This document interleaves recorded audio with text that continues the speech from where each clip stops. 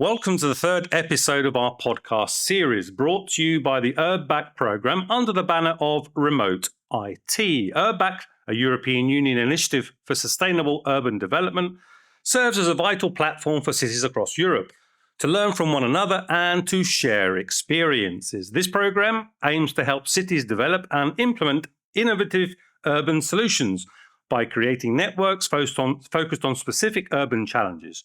Through these networks, URBACT promotes cooperation, knowledge exchange, and the development of integrated policies that benefit local communities. One of the key networks within the URBACT program is Remote IT, which explores the future of work, particularly the impacts of hybrid and remote working on sustainable urban development.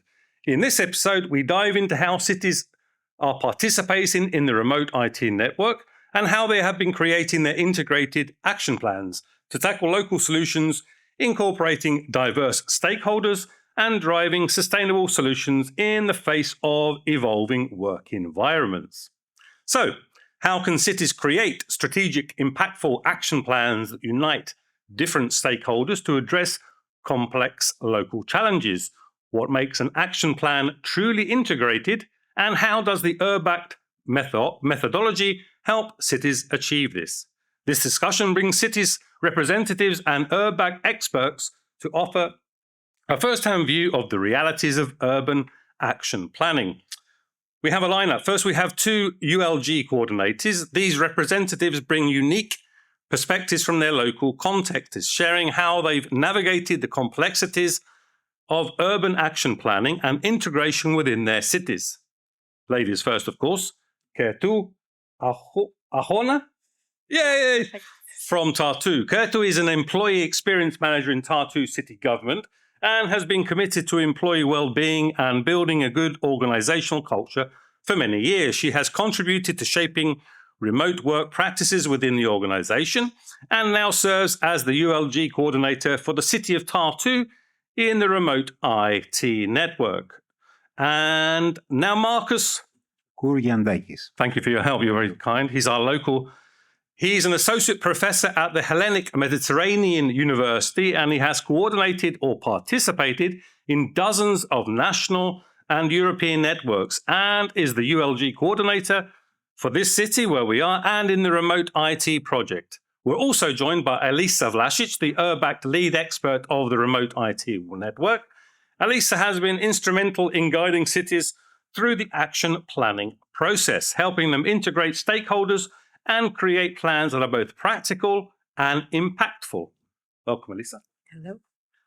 And last but not least, we have Bela Kezy, the Remote IT's ad hoc expert. Bela leads another network of cities and is here to offer valuable insights from a broader perspective, helping us to understand the wider context of urban planning and collaborations across cities. Welcome, everybody. Welcome. Again, we're going to go with ladies first, our representative from Tartu. So what does it really mean for a city to create an integrated action plan? And how is it different from the usual planning approaches cities might be used to? So in my experience, the integrated action plan has given us so much more different ways of how to plan and how to plan it more thoroughly. I mean, the URBACT way of planning or making an action plan has so many different methods, and it's really detailed. So you get to go into the details of the thematics and on the subject. So that's what's been the biggest difference. And in Tartu, I mean, everyone means well when we start planning and doing our action plans or strategies, but this is like a new level of going deep diving into a subject. And I mean, that has given us a lot to learn from, I think. Yeah. And I mean, I really want to emphasize on the URBACT toolbox, because it has given us so many great ideas on how to. Sorry, Markos is just nodding his head behind you, agreeing. Yeah. Yes, yes. Yeah. Do you want to tell us more about your experience, Markos? I have the same experience. I totally agree. In my opinion, integrated action plan should be more strategic than tactical programming, of course. And the difference is the holistic approach, the holistic view. If I may summary what we have already said, we need a holistic viewpoint. We need collaborative effort. So many stakeholders and many experts from different fields to contribute in this integrated action plan. And of course, we need to look at the topic, the subject, under the sustainability and resilience framework in order to be sure that this action plan can have a long-term results and outcomes. You were nodding your head at the toolbox. The toolbox was one of the best one of the best framework of methodologies that we use in remote IT projects. It helped very much in order to engage stakeholders in ULG meetings, as well as to develop separate parts of our integrated action plan. So it was very useful.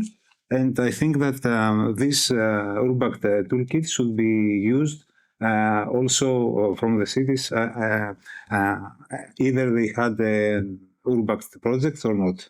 Yes. Yeah, completely agree. A good worker always needs a good toolbox. Let's talk to the experts who want their thing. So how does again, ladies first, Alisa, you're at the end. How does the URBACT methodology help cities turn their ideas into real actionable plans, and what makes those plans both ambitious and at the same time realistic? So I think what our colleagues Kerttu and Markos mentioned is actually a very good introduction into what you're asking right now. The URBACT methodology, the toolbox also that collects a variety of these methods, methodologies, templates, and so on. It's incredibly effective. Because it brings structure. It brings a very clear structure to a very complex process. And having all these steps, it really helps cities to move from very broad ideas, very ambitious ideas, into something that is really well defined, that is very local based, local needed. But also, I think what is most important here is that they're implementable. Yeah. So that you can implement them later on. Yes, that's and your experience, Bela? Well, the URBACT toolbox has been mentioned so many times. We're all fans of the toolbox. Exactly. We're all toolbox. Yeah, toolbox fans. Great, but I let me add some other things to the discussion. First and foremost, basically, URBACT and participating in an action planning network puts things on the agenda, on the local agenda, with which you might not deal with locally. Also, it puts on your back a lead expert who keeps nudging you to do your work, because sometimes, life gets in the way. There are small things you have to do. And then basically there's someone who is coming and calling you and sending email and nudging you to do your works, which is, I think, valuable. It's a good thing. Absolutely. Also, some other things. I think accountability comes in. Accountability to your peers. You work with other networks, other partners in the network. Yeah. And you are accountable to them as well. You don't want to stay in shame or something. Feel ashamed. A little bit of peer pressure. Peer pressure, exactly. Yeah. And then when we are talking about peers, and that's really something that will happen tomorrow here, we will have a peer review session, which is also a very valuable addition, because you will hear from your peers. It's nice to hear from experts, but it's probably even better if you hear from peers from other countries. Different perspective. Alisa, you were raising your finger. You want to add I just want to add one small detail, and it's in line, but I wanted to add the transnational meeting, because all these networks are really well thought in a way of how they are built as a network. So the cities that are within one network, it makes sense why they are in that network. Is it geographically? Is it the size? Is it their need? So on. So this transnational learning and why we are today here in Heraklion, what we are learning here in Heraklion, why we were in Tirana a couple of months ago. Before that, we were in Murcia, we were in Kerttu, and so on. So I think this transnational learning is also one of the big highlights. Good point. Markos. When you first joined the Remote IT Network, what were your expectations? And how has your approach to action planning changed along the way? Yes. Personally, I was really hoping to gain access to a network that would foster collaboration and, of course, exchange of knowledge, innovative idea.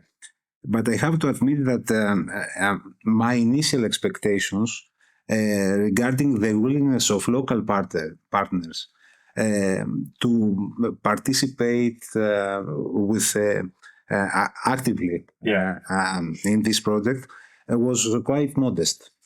So you were slightly worried about local stakeholders being a bit camera shy and not wanting to be involved. Yes, and the real experience. The real experience is that fortunately I was pleasant surprised. Yes, because in the case of Heraklion, the stakeholder process was outstanding. Brilliant. High participation in the ULG meetings, and genuine interest and suggestions from the local stakeholders. Of course, this success is also based on the methodology that we used in these ULG meetings. So I have to say again that we had a very good toolkit from URBACT, as well as a very good experience from our partners, which was exchanged through our transnational meetings. It was very interesting for us to take knowledge from Tartu and to try to make a better process in Heraklion. It is a high value procedure if you want to run to make an integrated action plan. That's great to hear. Tartu. Yeah. You're famous. So what has your experience been with local stakeholders? My experience with as positive as Markos? Yeah, it has been. But I mean, it's a lot has to do with their own interest in the subject. Okay, fair enough. I mean, and that's what's been holding them really on the project. And have they found interest? They have found interest, yeah, that's a win. And they are in the integrated action plan. They are also, some of them, responsible for certain actions, and I think they will follow through. So I'm really happy about that. It has been a success. But you also wanted to know about the expectations as well. Yes. And it's again about the methodology and everything. I mean, when we first started, and this project is my first URBACT project ever, and my partners as well in Tartu, we were thinking about the roadmap, and then, this should take us about, 3 months, 4 months. We can get through it pretty fast. I'm not sure why does it have to be so long? And then, surprise. Yeah, but I mean, how long did it take? How long did it take to dawn on you that 3 months was not a realistic?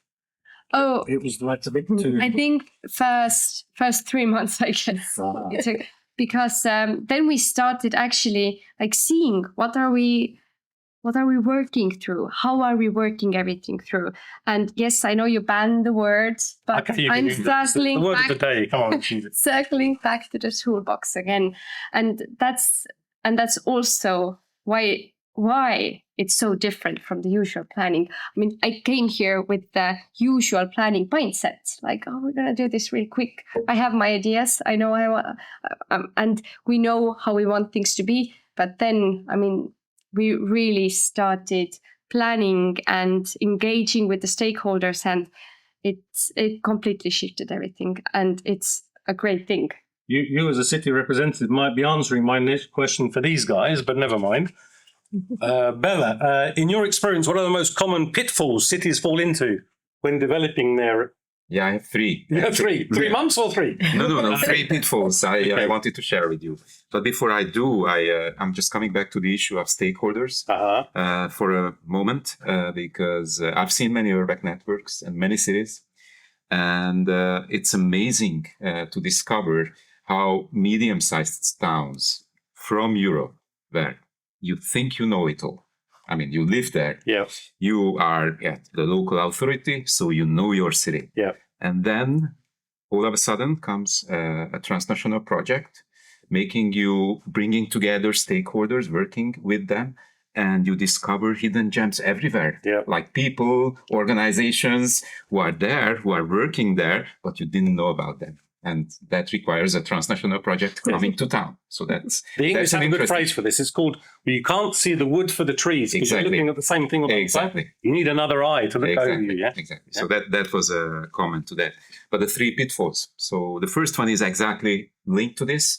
I mean, no real stakeholder engagement. Some cities do that. They are in for the ride. They participate.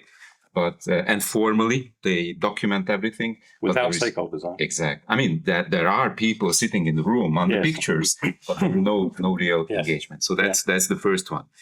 A second one is no real support from decision makers. I mean, if you take an issue in an URBACT project where you don't have a decision maker, maybe mayor, vice mayor, politicians support, so it doesn't resonate with them. They don't think it's an important challenge, important issue.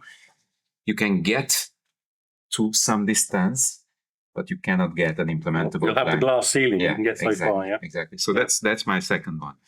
And the third one is something I have seen a couple of times also. Sometimes in these transnational projects, there's a project department or application department participating.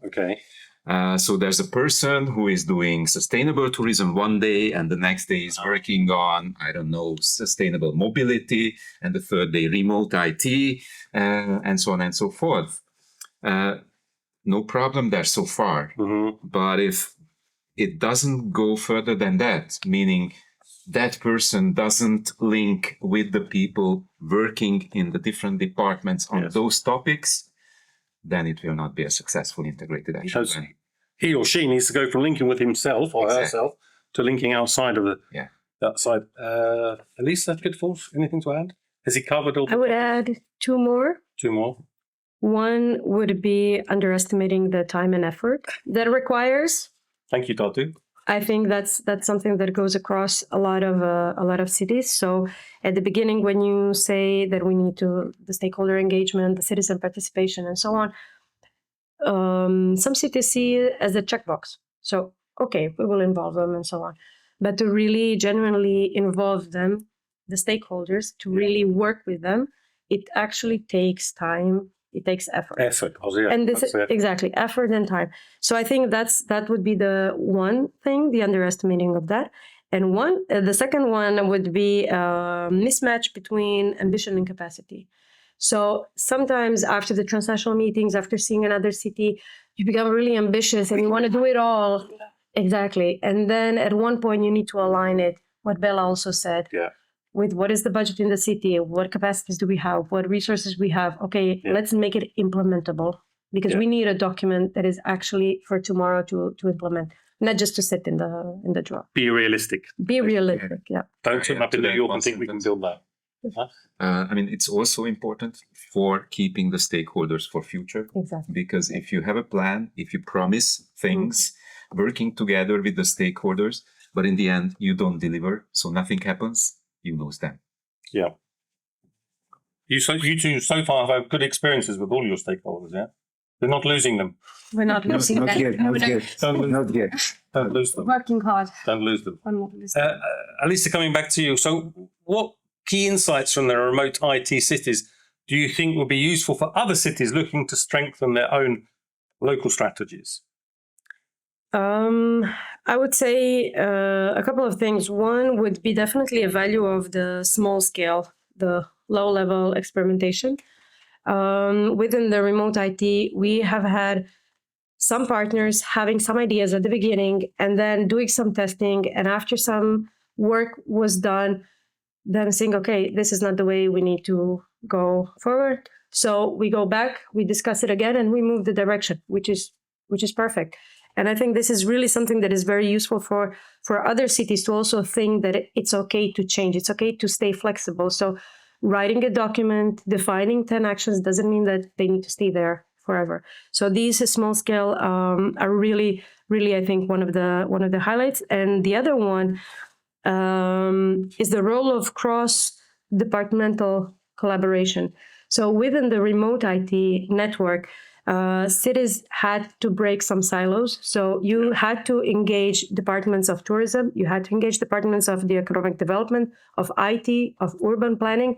So they all had at one point had to be in the room to discuss it, because the remote work, the nomads or internal within the city administration remote work, it affects them all. So this was something that was quite interesting to see, quite challenging, but really rewarding. Rewarding, yes. Kerttu. I don't know why I keep calling you Kerttu. I like the word. I just like the word. What are the main challenges you face when developing your integrated action plan? Mm-hmm. So, apart from the realistic timing of not being 3 months, of course. It's actually also something about what Alisa said as well, about having a plan, a written out plan when you come to the project, and then having to change it because you learn something new. I mean, when we started in Tartu, we had 2 focuses. We had one inner focus. We were working with the city government's own remote work skills, our regulations, cybersecurity, everything that.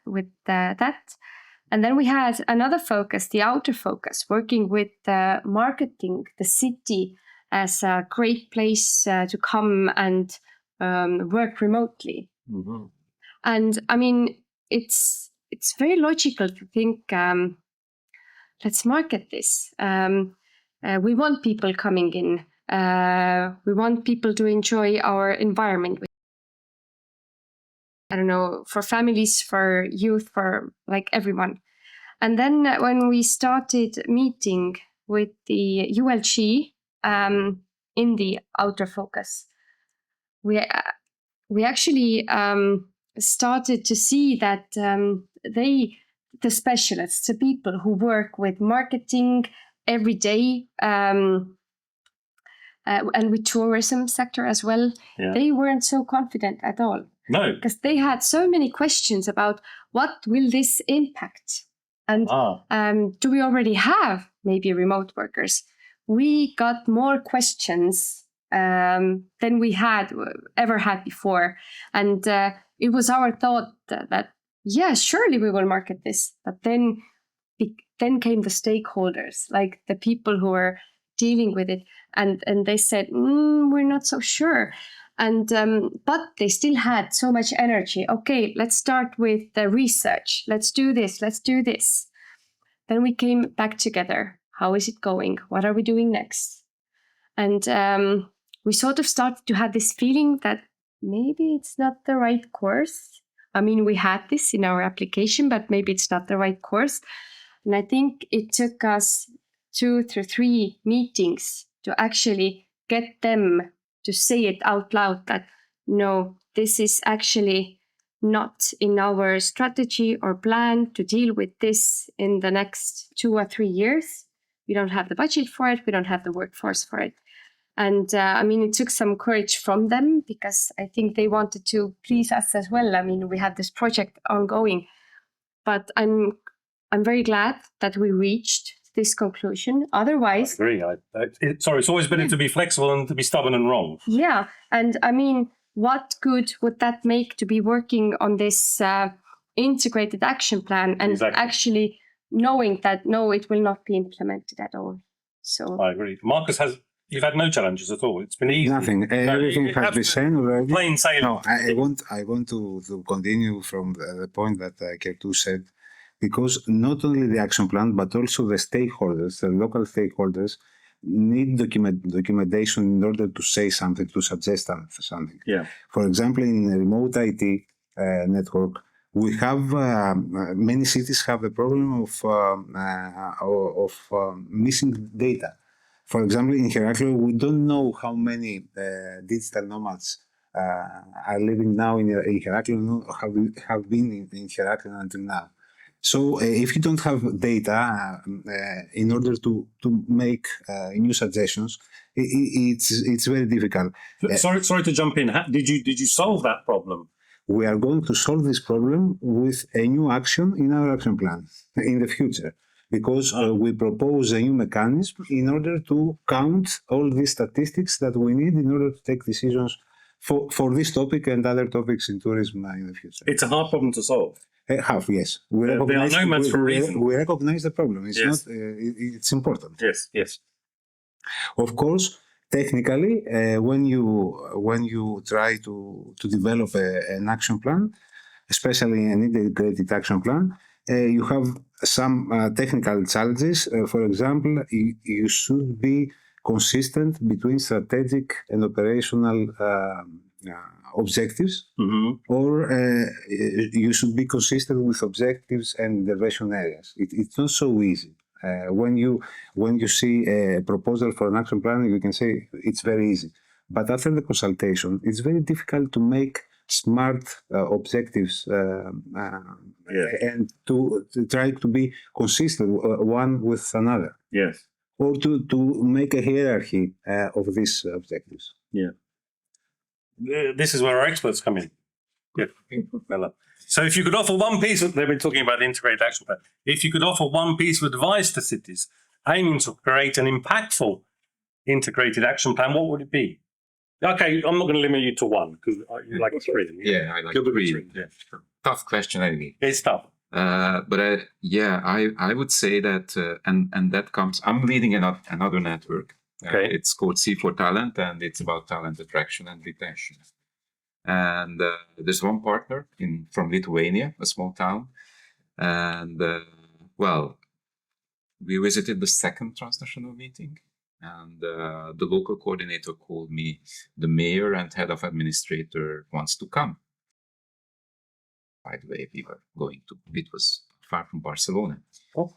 So they obviously wanted to come. And they said, can we pay for their participation from the urban budget? And I said, of course you can, if. And then I gave some conditions. Exactly. Where do they have to participate? What do they have to do? Social events, study tour, masterclass we had. And they came and they did participate. And they participated, yes. And from there on, the mayor is a frequent guest at our transnational meetings because he really sees there's value in it, and they can learn from it. So that's one of the tips. Yeah. Find a way or try to get one of your decision makers, one of the big guys, coming with you from time to time and experiencing what's happening in these That's networks. A good tip. That's a very good tip. So that's probably the only one I give now. I'm not going to limit you. I'm not going to push you to three because Alisa's got at least two. I have two. You do? Yes, I do. That was a good guess. The one sounds like, treat the process as importantly as the outcome. I think the focus on the process. And the other one it's connected to that, and that's don't rush it. Like really have the stakeholders' involvement, really don't rush the process. It really needs time from one transnational meeting to another one. You actually need to digest it.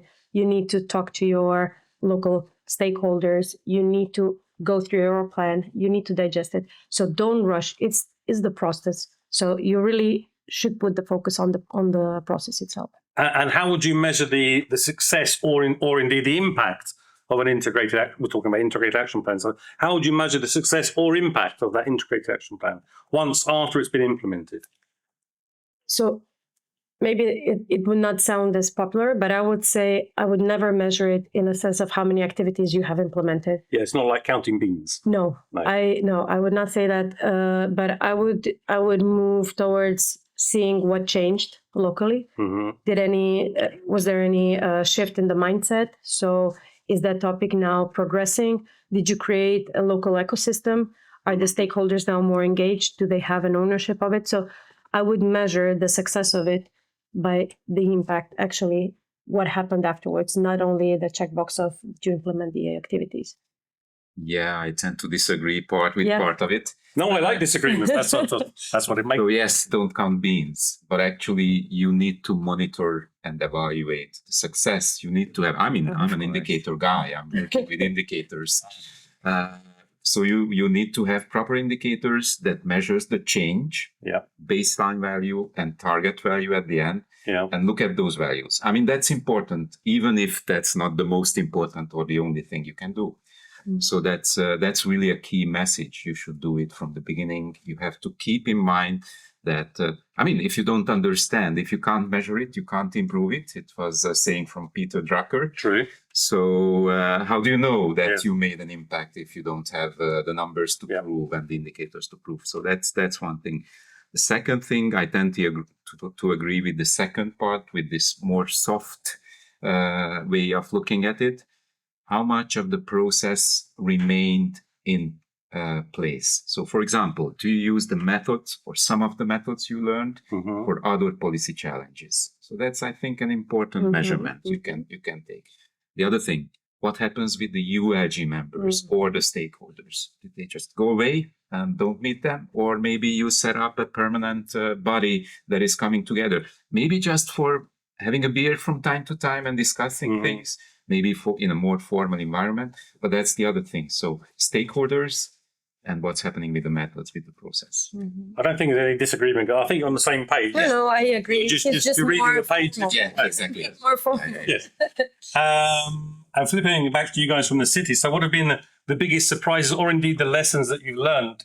Markos, we'll go with you first. So what have been the biggest surprise or lessons that you've learned since the beginning of the development of your integrated action plan? It's not easy. It's the first lesson. It's a good place to start. The first skill that you need in order to develop an action plan is to listen, not to say or to write down. Listen, just listen. You have 2 ears and 1 mouth. Yes. Use them in that order. Yes. And the third is the value of the network, because you can be more open-minded, if you know what happened in other cities in Europe, or best cases across the world, and maybe from these new ideas for you, you can also create new actions for your city. So my advice is to anyone is be open and try to exploit the knowledge that has already created from other creative people. This is my sentence of the day: exploit the knowledge. Exploit the knowledge. I like that. And yeah, exactly what Markos said as well. We've had so many different bits and pieces that we have gathered from all the participating cities, and I mean, it's really important to know that you don't always have to invent the bicycle yourself. Probably someone else is doing it very in a great level somewhere else. You just need to listen first, etc. But about the biggest surprise, so I'll have to put 2 hands up for our expert, Alisa, because I'm really, really surprised on how you have managed to get into all the cities' action planning, our background, all the different details, and how are you able to think along with all of us, and also to give suggestions, give different ideas.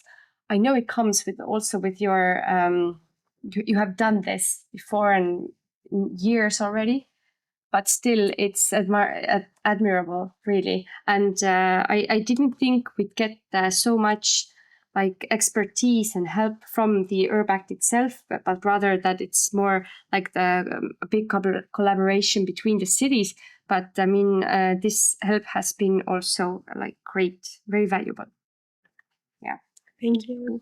I don't want you to take a bow, but you're sitting. I'll just whack your head on the desk. Okay, I think we're going to round it all up. I want your final thoughts. We'll start with Alisa, because you just got the big. Yeah, well, what to say now after that? I'm blushing. Well, I'm really grateful for this opportunity to present the remote IT in this sense, and hopefully whoever is going to listen to this, and hopefully cities that are not within URBACT listen to this and are thinking about joining in or not joining it, or what's the value. I think it's very one thing maybe to take away from this would be that the integrated planning is not reserved for the experts or for well-defined cities. So it is really the focus here. I would really put that it's about the mindset and the team and let's say the structure that they get from it, but also building plans with people, not for people. So that would be one of the as an end result of We've had lots of process. Key sentences. And I want to take all these key sentences out of my book. Bela, rounding up. I'm a big believer in transnational or even international exchange and learning for cities. I mean, there's a lot more potential in it than cities use nowadays. I always used to say that successful cities steal ideas from each other. You would be surprised how proud most of the cities are to share their successes. Yes. Even sometimes the failures if you push. This is the best thing to learn from. And coming back to that mayor for just one more sentence, I asked him why he is coming. 3 meetings in a row. He's a very busy person, and I can understand if he doesn't. And he says, yeah, partly for the master classes and the content, but partly because when I'm traveling in cities like this and walking in the streets and looking at buildings and shops and things happening in this city, I actually pick things up, take it home and try it at home. And then some of them might stick. Some of them we can build on something. So I'm learning from them. And this is a project that can help in that. Concrete example. Yeah. Markos? Okay. In general, urban development is challenging, is difficult. So if you need to make a good plan in order to succeed in a subject of this development, you should be open-minded, as I said before. You should know how to collaborate with others in your city or in other cities across Europe or in the world. And of course, you should follow a very structured methodology and keep the faith. This is the Keep the faith. keep the faith. Yes. Keep the faith. Kerttu from Tartu. Yeah. You have the final word. I have the final word. Yeah. So for me, some things others already mentioned is about the transnational learning. I mean, at first, when you come to the project, it's you have this application and you have this end goal. Mm-hmm. We're gonna make an action plan, and then along the course, you start noticing more about what the procedures and the methods give you, and you start picking up these different winnings from all of the cities that are participating. You have so much more to get than just this action plan. So what I want to say is that when we are ending this project, I mean, end of this year, it's just not the action plan that we are like leaving from it. It's so much more. And also all the people and the ideas that can grow even afterwards. Thank you all. I'm loving the positivity in this room. It's been a very, very interesting podcast. Thank you all for your participation. You've all been interested. We didn't have any disagreements, did we? We were just reading the paper the different way around. I know. Yeah. But it sounded good. It sounded good. Thank you all for being part of this third podcast. Thank you for listening. My name's Mark Thomas. Stay safe, stay curious.